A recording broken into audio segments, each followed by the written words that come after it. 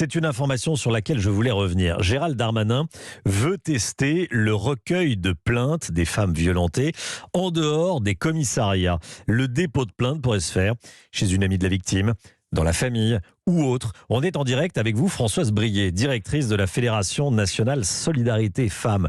Merci beaucoup d'être avec nous dans Europe Midi, le 39-19.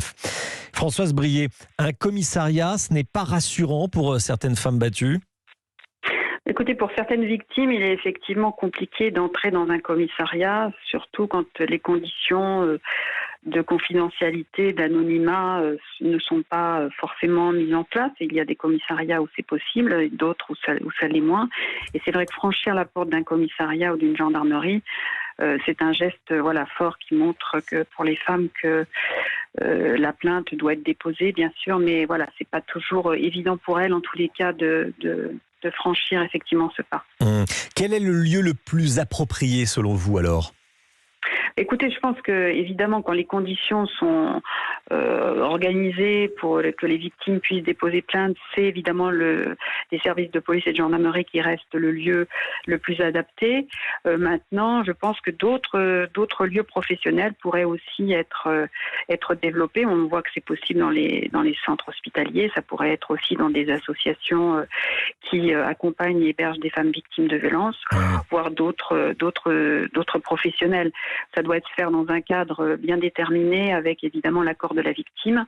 Et c'est une expérimentation qui pourrait être menée après une enquête évidemment auprès des femmes elles-mêmes pour savoir si cette possibilité qui leur est offerte leur convient. Oui.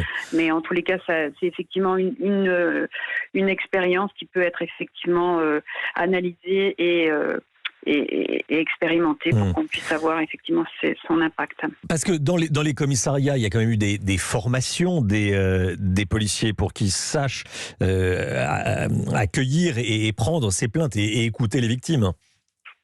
Oui, alors il y a des formations qui ont été mises en place. Il y a une amélioration avec les formations aussi des référents dans ces services de police et de gendarmerie, mais on voit qu'il y a quand même dans un certain nombre de lieux encore de nombreuses difficultés, des plaintes qui sont pas reçues, des femmes qui n'ont pas forcément été accueillies avec des professionnels bien spécialisés, qui peuvent leur apporter cet accueil si important au moment du dépôt de plainte, parce qu'une femme victime qui va déposer plainte, c'est vraiment un élément très fort dans son parcours, et de là va découler toutes les démarches judiciaires qui vont se poursuivre. Donc c'est vrai que ça mérite des conditions très importantes, et c'est vrai qu'on voit quand même pour un certain nombre de femmes que ces conditions ne sont pas encore tout à fait bien remplies.